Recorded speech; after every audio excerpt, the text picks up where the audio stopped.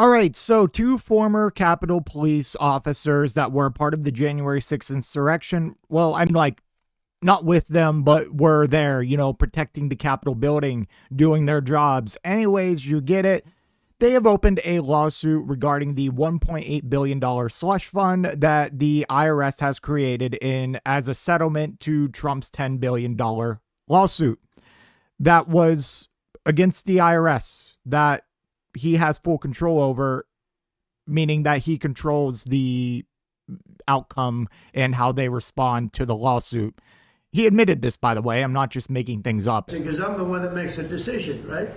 And, that decision would have to go across my desk. And it's awfully strange to make a decision where I'm paying myself. And you can just look at the chain of command.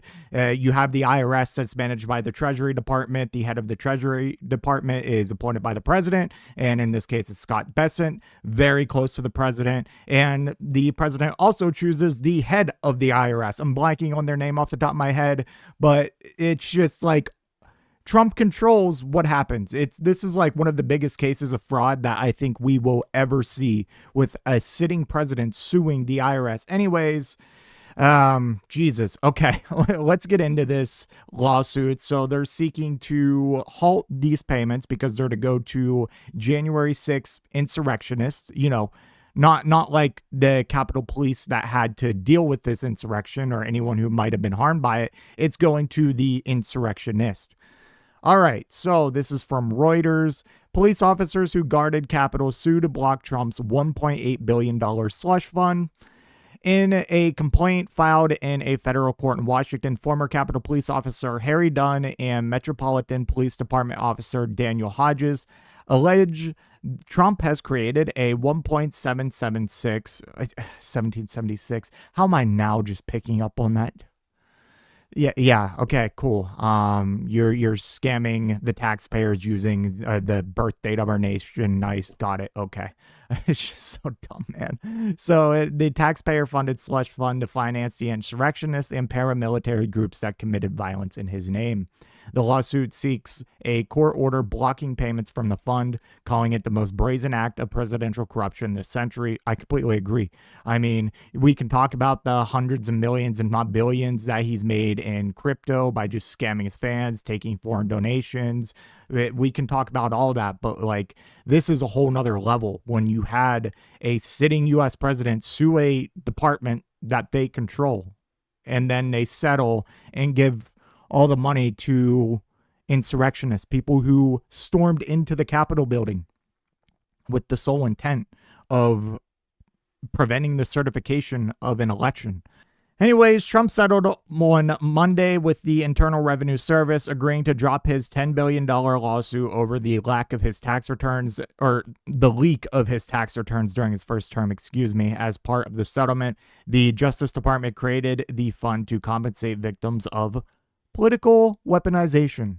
All right. Well, I hope you have a couple millies to give Letitia James Comey, and every other single person that you are trying to wield your government against because they were a past political enemy, a current political enemy, or just wronged you personally in some way. Blanche said the money could be given to members of any political party and is not limited to January 6 defendants. The standard for who will get money, he said, is defined broadly by those who experienced weaponization. You notice how broad this is. This is not only a slush fund to give out to the crazy rebels who stormed the Capitol, but also to just pretty much anyone. And what this article doesn't describe, but we covered in other stories about this, is the people managing this slush fund are all chosen by Trump, and they can choose to give anyone money without any reason at all. It's insane. Anyways, Dunn, a black 15-year veteran of the police force that protects U.S. lawmakers, has been vocal about the physical and racist abuse he endured during the attack as Trump supporters sought to prevent Congress from certifying former President Joe Biden's 2020 victory, including before a bipartisan House of Representatives panel that investigated the deadly riot.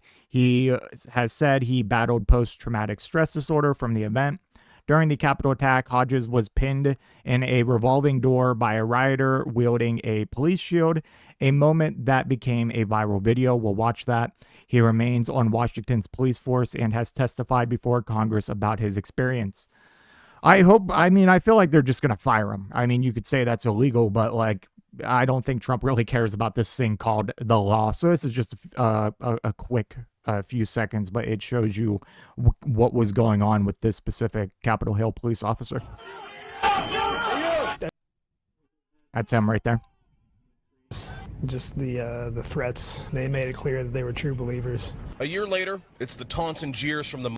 Yeah, just a quick clip. But, man, like, what a backwards country we live in, right? Like, you have a almost $2 billion slush fund to be used to compensate people who quite literally stormed and broke into our Capitol building with the sole intent of denying the certification of the 2020 election.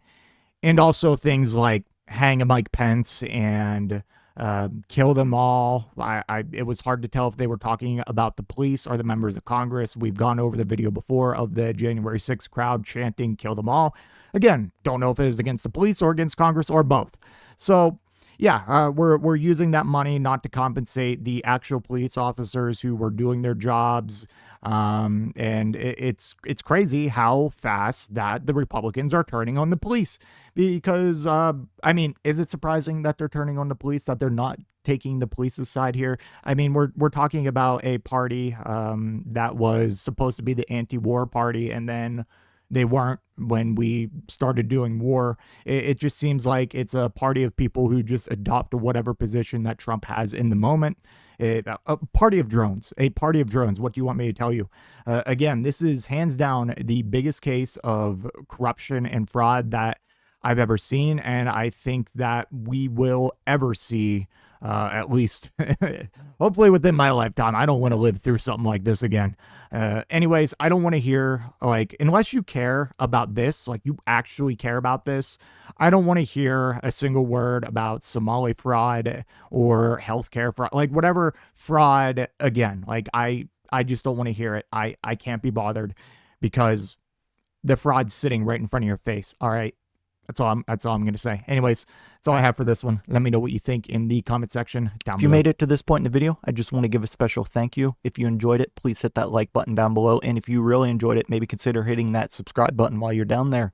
I want to hear your thoughts in the comment section. I will try to reply to any and all comments that I can. Until next time, watch that video on screen.